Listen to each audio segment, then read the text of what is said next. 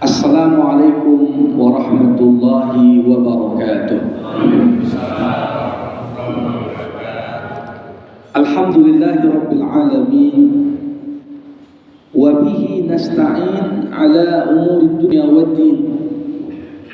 Summa salatu wassalam ala khairi man ba'athahu Allah rahmatan lil alamin, sayyidil anbiya'i wal mursalin, Rasulullah Muhammad sallallahu alaihi wasallam wa ala alihi wa ashabihi ajma'in.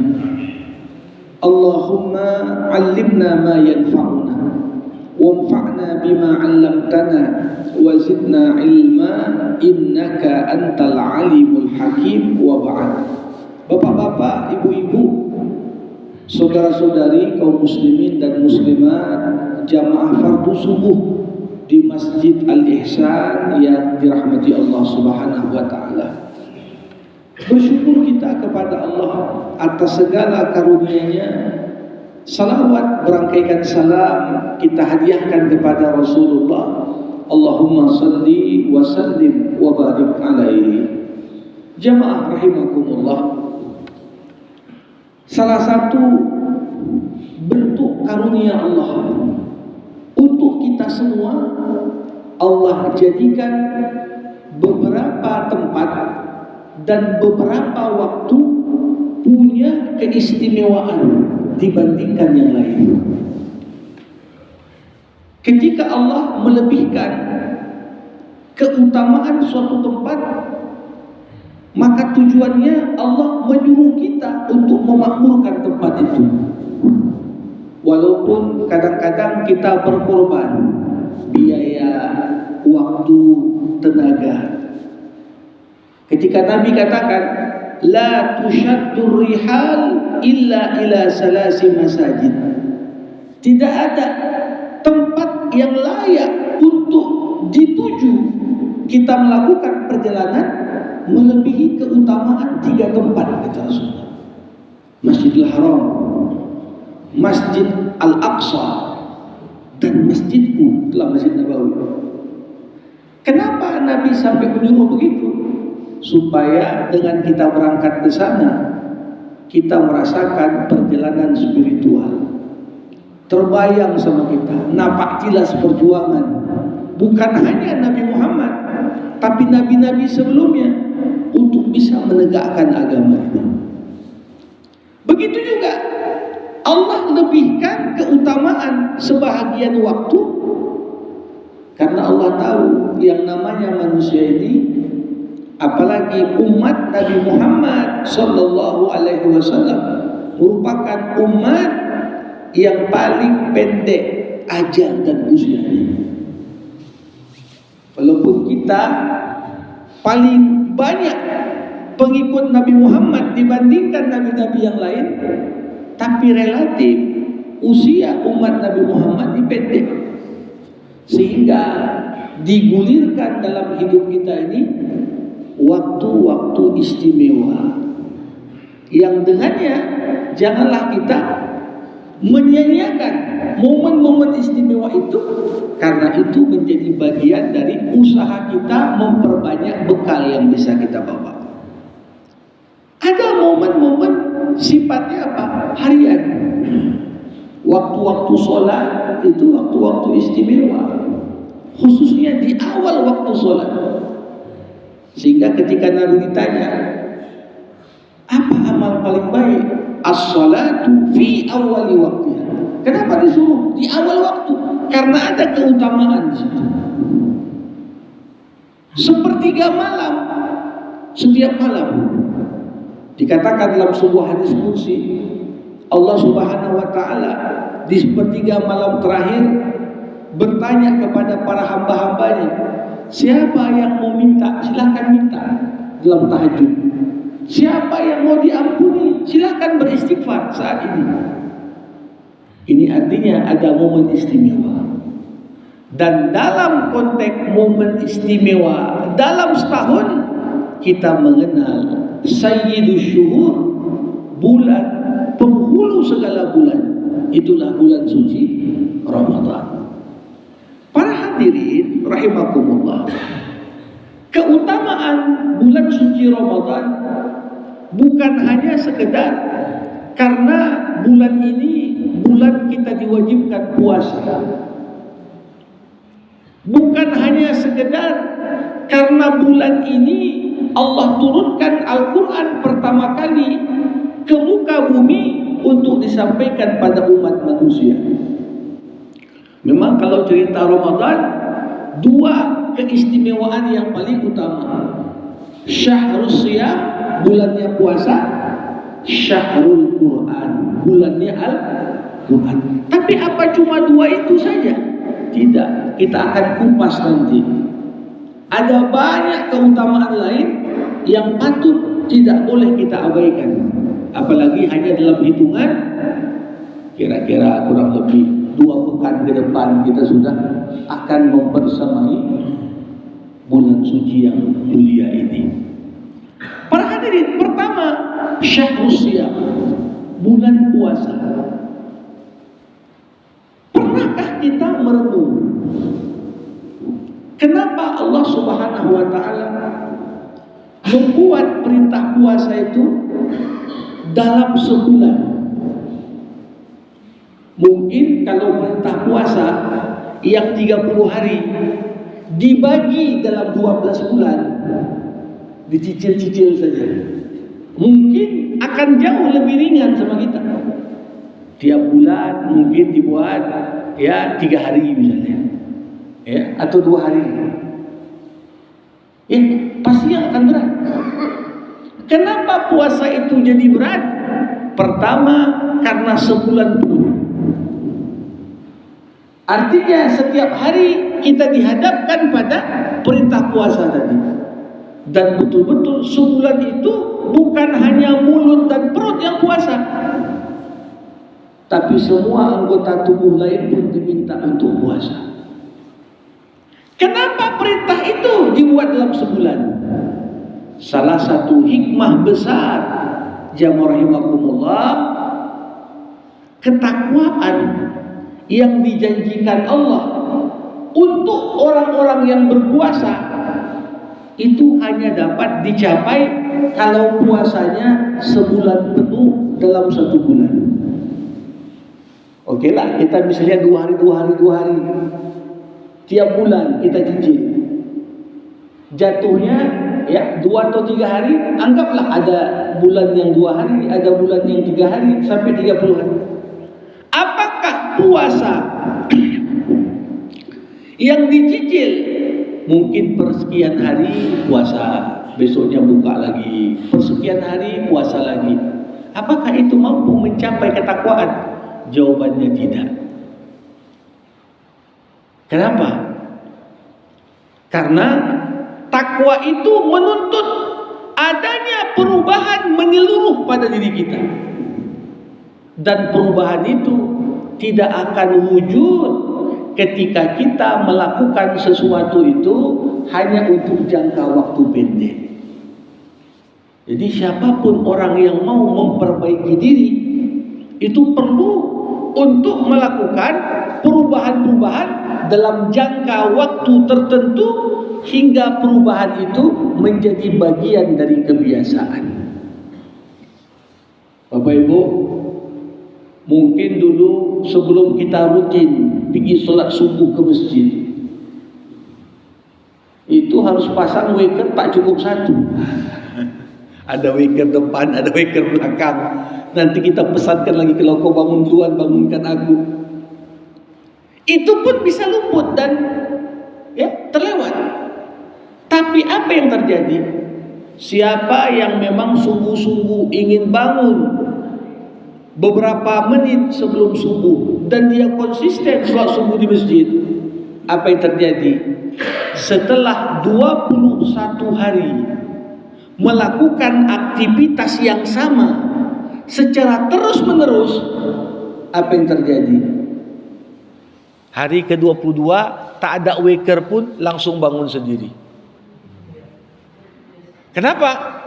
Karena sudah terbentuk satu kebiasaan baru.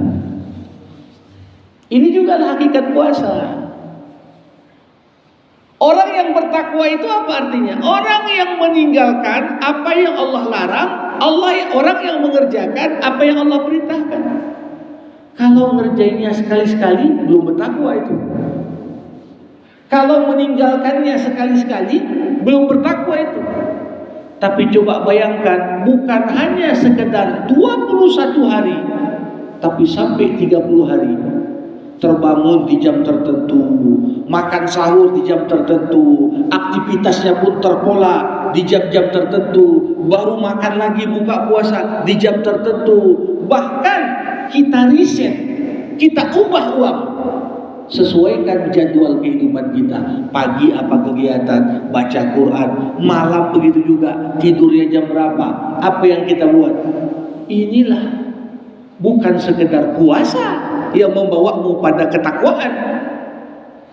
Sekiranya puasanya pun dicicil per 3 hari, ya, 3 hari tiap bulan, niscaya tidak akan dapat membawa perubahan sebagaimana yang dibawa dalam ibadah puasa sebulan penuh di bulan suci Ramadan. Ini pesan pertama. Jadi memang sebelum mengawali ya berat. Puasa itu sebulan penuh. Tapi apa yang terjadi para hadirin? Mungkin berat hari pertama, hari kedua, hari ketiga perut sudah mulai menyesuaikan. Seminggu sudah mulai juga. Bahkan yang sering terjadi ketika kita tata puasa kita dengan baik, hari raya pun perut ini masih terbawa suasana Ramadan. Banyak pun lontong di depan, udahlah, masih kenyang ini, masih terbawa suasana Ramadan. Ini bagian keutamaan kecil dari bagaimana bulan suci Ramadan menjadi momentum istimewa yang membawa perbaikan dalam diri kita untuk mencapai gelar takwa tadi. Ini dia. Makanya bulan ini adalah bulan terbaik untuk membiasakan diri dengan segala aktivitas yang baik. Bulan terbaik untuk meninggalkan segala kegiatan-kegiatan yang sia-sia. Sampai memang orang merokok agak payah juga meninggalkan itu. Kadang-kadang buka puasa pun siap minum air, merokok dulu dia. Bukan makan nasi, merokok dulu dia. Tapi justru momen itu dikatakan kalau mau meninggalkan rokok, inilah paling baik. Kenapa? Semua perbaikan dalam hidup Bapak Ibu esensinya 2. At-tahliyah, at-tahliyah. At-tahliyah artinya apa? Membersihkan diri kita dari segala kebiasaan yang buruk, yang membuat hari kita itu tak baik. Apa? Tahu kita kebiasaan-kebiasaan yang tak baik itu. Nah, kadang-kadang walaupun kita tahu, ninggalkannya yang sulit karena udah kebiasaan. Di bulan Ramadan kita riset, kita ubah ulang agenda dalam kehidupan kita sehari-hari. Bangun jam sekian, tahajud, makan sahur, habis itu ke masjid, habis itu balik, siap-siap untuk pergi kerja. Begitu juga. Enggak semua kehidupan kita habis untuk dunia. Ada waktu-waktu yang jelas. Bahkan lewat meriset jadwal-jadwal kegiatan yang dulunya mungkin hanya bisa makan bersama-sama keluarga sekali aja sehari, pas sarapan, itu pun kadang-kadang nggak tempat. Ya. Tapi bagaimana kita rasakan perbaikan dan perubahan pada pola kehidupan kita? Ini satu poin yang nggak bisa kita abaikan. Yang kedua, Bapak Ibu, jamaah rahimakumullah, Ramadan ini kan disebut juga dengan Syahrul Quran, bulannya Al-Quran, bulannya Al-Quran, merujuk kepada Quran pertama kali diturunkan kepada Nabi Muhammad waktu beliau berada di Gua Hira.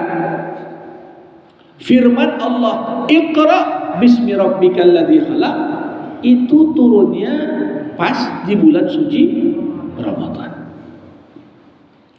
Sehingga kalau memang Quran ini turun pertama kali di bulan Ramadan, ya wajarlah kita prioritaskan Quran di bulan ini. Ya, kita melihat alhamdulillah secara umum terjadi pergeseran positif bagaimana interaksi umat Islam terhadap Al-Quran. Dulu, apalagi kalau cerita di kota-kota besar, begitu ada yang ngaji Al-Quran, orang nanya, siapa yang meninggal Pak? Seakan-akan Quran hanya dibaca waktu ada orang mati. Begitulah sampai pernah umat Islam kalau dibacakan Quran, orang nanya, yang meninggal siapa? Seakan-akan begitu aneh, baca Quran gak ada yang meninggal. Padahal Quran kitab kehidupan, bukan kitab kematian. Yang perlu baca Quran itu orang yang hidup. Manusia yang gak pernah diperdengarkan Al-Quran, maka hatinya pun lama-lama jadi mati. Kita ini hidup dengan kehidupan yang sebenarnya kalau hati kita hidup. Ada orang nyawanya masih ada. Menurut kedokteran, oh masih berfungsinya di batang otaknya, masih ada denyut nadinya, hidup dianggap. Tapi menurut Al-Quran, berapa banyak orang yang mati sebelum waktunya? Kenapa? Hatinya mati. Kenapa hatinya mati? Karena nutrisi paling ampuh untuk menyehatkan hati dan membuatnya bersih adalah membaca Quran dan mendengarkan Al-Quran. Wa idza quri'al Quran fastami'u lahu wa ansitu la'allakum turhamun. Dan apabila Quran dibacakan kepadamu, maka dia simak.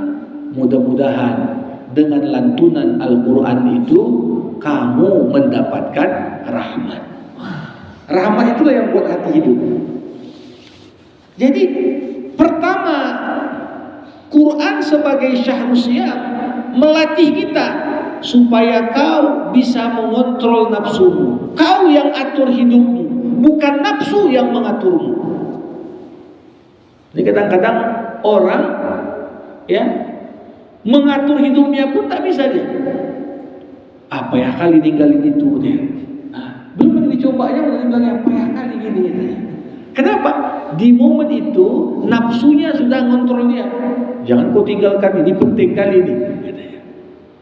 Tapi ketika kita mampu meninggalkan makan, minum, bersetubuh, inilah kebutuhan dasar manusia yang paling pokok.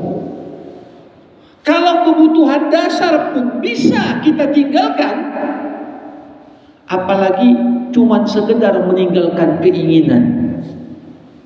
Bapak Ibu, kalau ditanya mana lebih penting, kebutuhan atau keinginan? Kebutuhan. Walaupun banyak orang zaman sekarang udah salah cara berpikirnya, lebih penting keinginan. Gak apa-apalah dapat, gak apa-apalah gak makan, yang penting pegang iPhone. Tak makan dia rela, yang penting punya iPhone. Na'udzubillah. Ini sudah kacau cara berpikirnya. Tapi dalam agama, apa kebutuhan? Kebutuhan itu ada batasannya. Makan. Gak bisa kita paksakan melebihi kebutuhan. Kebutuhan kita sehari sekian yang diperlukan dimakan. Nah, kalau lebih dari itu bukan kebutuhan lagi, udah keinginan ini. Kebutuhan manusia terpenuhi gizi, tapi keinginannya kadang-kadang nggak begitu. Kebutuhan yang penting ada nasi, ada lauknya, itu kebutuhan. Tapi keinginan masak makannya pinggir jalan di hotel bintang 5 lah, itu udah keinginan. Para hadirin. Jadi satu sisi bulan puasa mengontrol keinginan dan nafsu kita. Di sisi lain, Ramadan sebagai bulannya Quran menuntun kita untuk memanfaatkan waktu kita sebaik-baiknya. Coba bayangkan, kadang-kadang di luar Ramadan Ya, ngaji itu agak berat kali, butuh baca 2 ayat udah ngantuk terusnya. Ya, tapi alhamdulillah ada orang-orang selama Ramadan ada khatam bersama kelompoknya di masjid tadarusan, ada khatam sendiri lagi, ada khatam tadabbur lagi. Ini bisa seperti itu, kenapa? Betul-betul Ramadan itu punya keberkahan yang tak kita temukan pada momen-momen yang lain. Ya, walaupun memang sehari semalam tetap 24 jam, tapi pemanfaatan waktu di bulan suci Ramadan terkesan betul-betul istimewa dan berbeda. Bapak Ibu rahimakumullah, para ulama menyebutkan beberapa keistimewaan lain dari bulan Ramadan. Disebutkan Ramadan syahrut tarbiyah. Ramadan itu bulan pendidikan. Pemerintah itu mau berwacana, udah Ramadan buat libur. Marah orang tuanya, oh susah kali kami anak tak sekolah nih katanya. Ya, malah asyik main HP saja. Akhirnya apa? Tetap ada sekolah, tetap ada libur. Tapi para hadirin, sebenarnya kalau kita renungkan, Ramadan itu bulan yang mendidik kita Allah langsung. Dan memang momen kita dididik Allah di bulan suci Ramadan ini berbeda. Kita dididik pertama bahwasanya apa? Allah Maha tahu dan Maha mengawasi. Itu pendidikan pertama yang paling penting. Bagaimana pendidikan Indonesia dari TK sampai S3 ini kadang-kadang dididik orang jadi cerdas dan intelek, tapi lupa disisipkan pesan Allah Maha tahu apa yang kau buat. Makanya makin tinggi pendidikan, makin pandai korupsi dia. Kenapa? Oh, bisa nggak tahu itu. Tapi kalau orang terdidik, dia tahu apapun yang kau buat Allah mengawasimu. Makanya sekarang banyak kampus-kampus unggul bisa kasih gelar doktor honoris causa, bahkan profesor honoris causa. Tapi tak ada satupun kampus yang berani memberikan gelar kau orang bertakwa. Gak ada. Kenapa? Karena pimpinan dia pun belum tentu bertakwa. Karena gelar takwa itu siapa yang ngasih? Allah. Esensi gelar takwa itu apa? Ketika kita sebagai manusia setiap saat terbayang ada CCTV Allah mengawasi kita dimanapun. Coba bayangkan, siapalah yang tahu kalau kita minum atau enggak saat kumur-kumur dalam berwudu? Nggak ada yang tahu. Agak kering kali ini pun masukin sedikit lah. Tapi ketika kita tahu, Allah Maha tahu mana yang air masuk dengan sengaja, mana yang air masuk dengan tak sengaja. Akhirnya kita walaupun kering kali tenggorokan ini tak berani kita untuk minum. Kenapa? Ya, kalau aku minum batal puasaku. Allah Maha tahu. Walaupun ustaz tak tahu kan Allah yang Maha tahu. Cuma bayangkan. Ini pendidikan. Inilah yang kurang dari pendidikan kita. Kadang-kadang diajarkan 1 tambah 1 tahu dia, 1 kali 1 tahu dia. Tapi begitu bagi nggak tahu dia. Ini kacau ya negeri kita. Pandai kali, pandai tambah, pandai kurang, pas bagi nggak pandai. Ya, pas bagi nggak pandai. Kenapa? Karena yang bagi lupa dia. Allah mengawasi dia waktu membagi. Nah, pas potong kue agak banyak sikit lah, nggak ada yang tahu tuh deh. Bapak Ibu jamaah rahimakumullah. Jadi puasa ini bulannya pendidikan. Coba bayangkan berapa banyak aktivitas kita sebenarnya selalu 24 jam kali 365 hari dalam setahun itu Allah selalu awasi. Tapi sering sekali kita lupa. Tapi begitu puasa Ibu-ibu yang mau nyicip masakan pun tuh maksudnya nggak berani banyak-banyak, tahu dia mana batasan yang boleh, mana batasan yang nggak boleh. Kenapa? Karena bukan takut ditengok suami atau ditengok anak, tapi yang mengawasinya langsung adalah Allah. Ini makna pendidikan. Sehingga muraqabatullah adalah hal yang kadang-kadang kita lupa menanamkan pada anak-anak kita. Apalagi zaman sekarang Bapak Ibu, anak-anak dengan HP dan gadget ini, ya, kalau dihalangi, nggak dikasih, tuntutan sekolah pun kadang-kadang tugas pakai HP, ya, nggak dikasih sama sekali, nggak mungkin. Dikasih berlebihan, nggak mungkin juga. Makanya yang paling penting ketika mengajarkan anak main HP, ditanamkan dulu Allah Maha tahu apa yang kau akses. Kalau kau akses yang baik-baik, Allah kasih kebaikan. Kalau kau akses yang buruk-buruk, kau pun dapat dosa. Mana ada orang tua bisa ngawasi 24 jam anaknya main HP? Tak bisa. Inilah Ramadan, bulan pendidikan.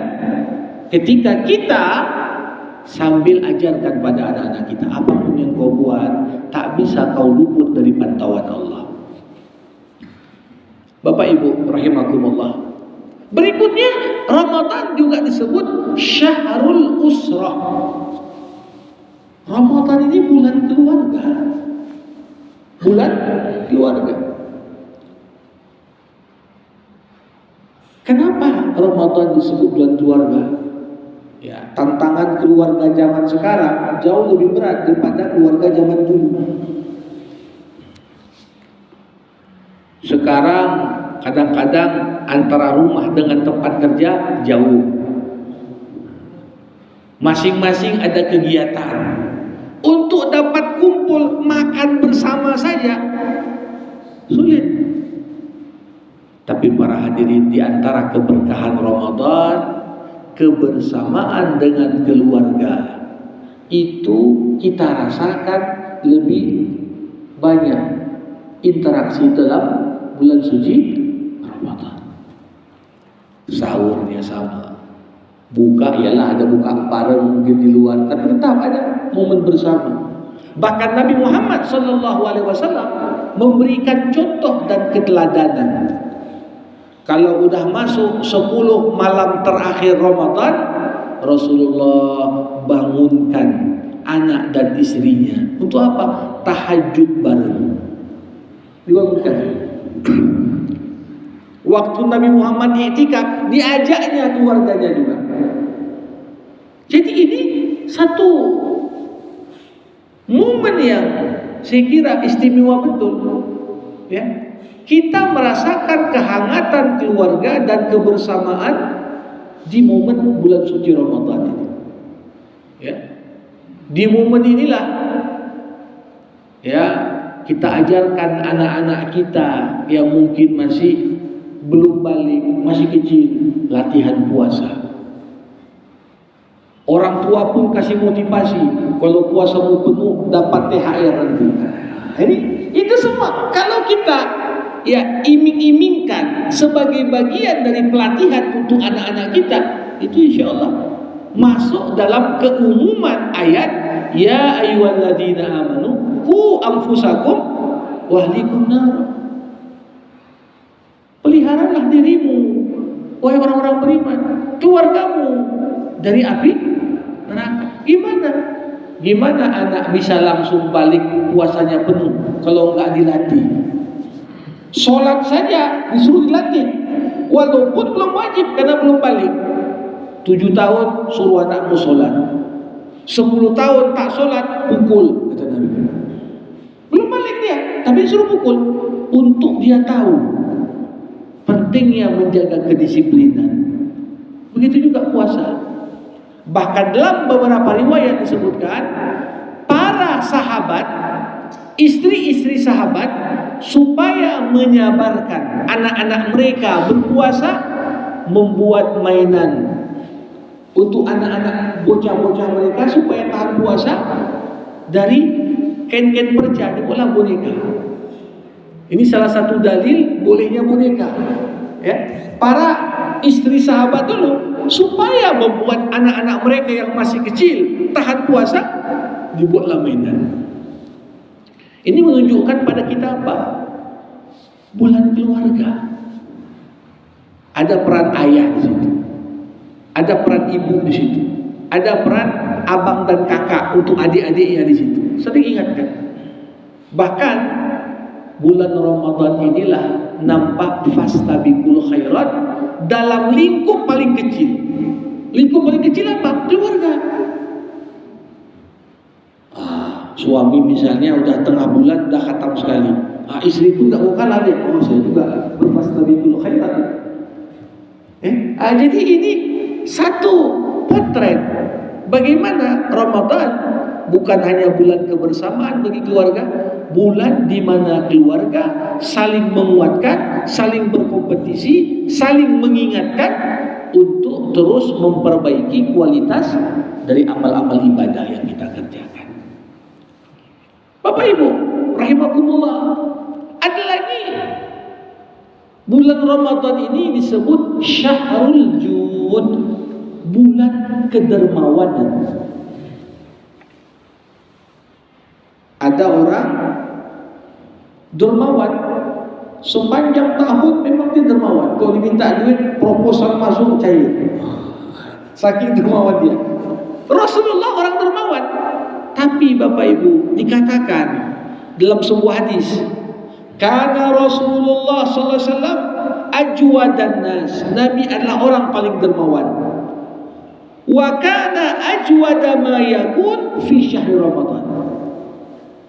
Begitu masuk bulan Ramadan, Nabi kedermawanannya berlipat ganda.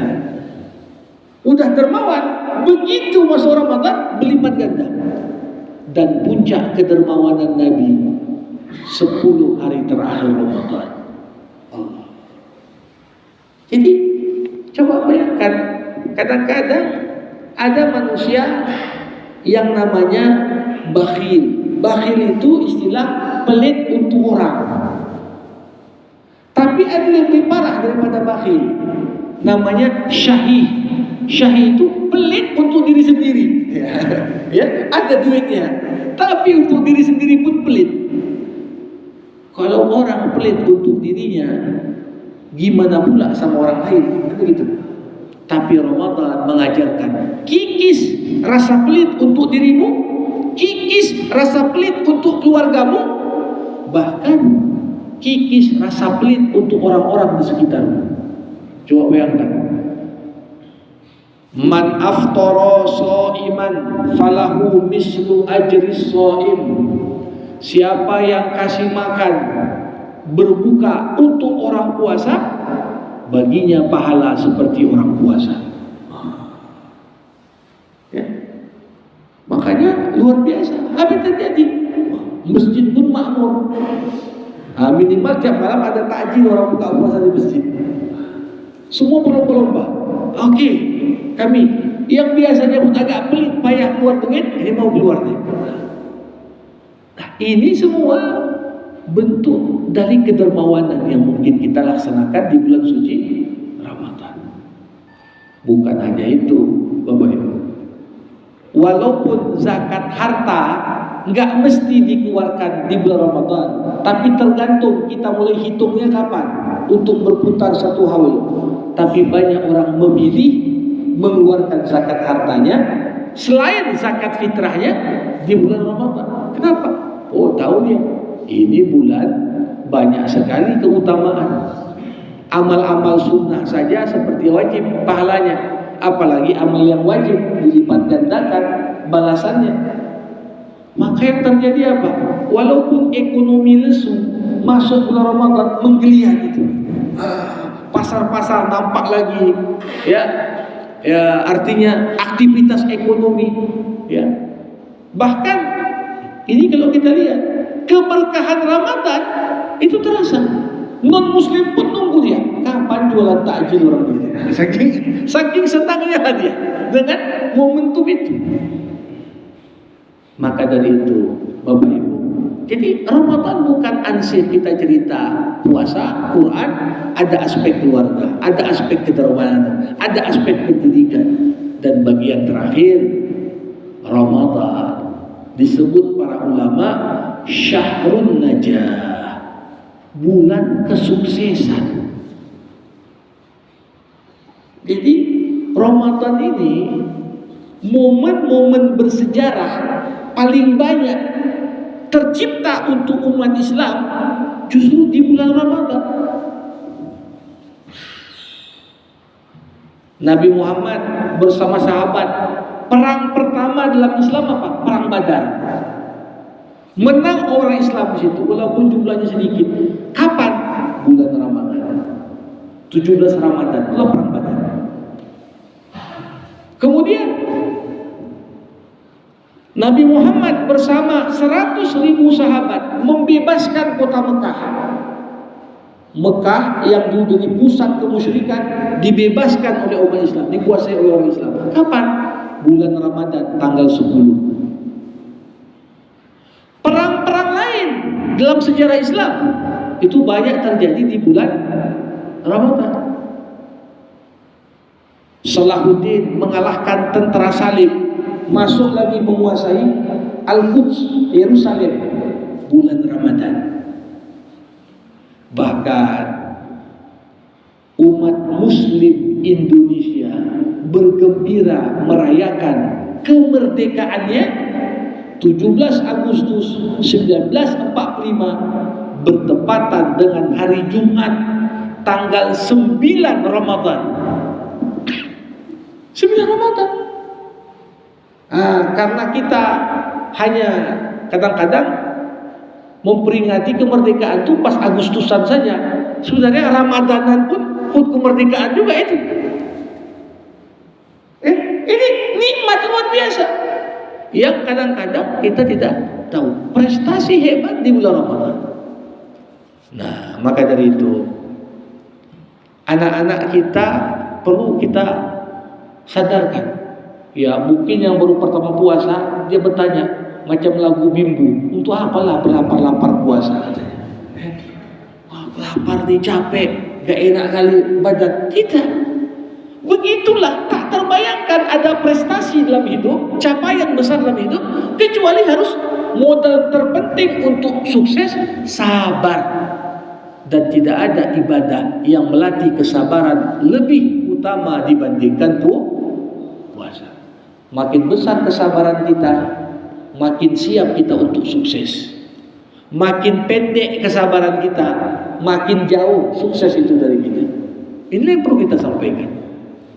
Jadi kita berharap ya, semoga jamaah Masjid Al-Ihsan diberikan kesehatan, keafiatan, kita manfaatkan betul momen Ramadan ini. Kenapa?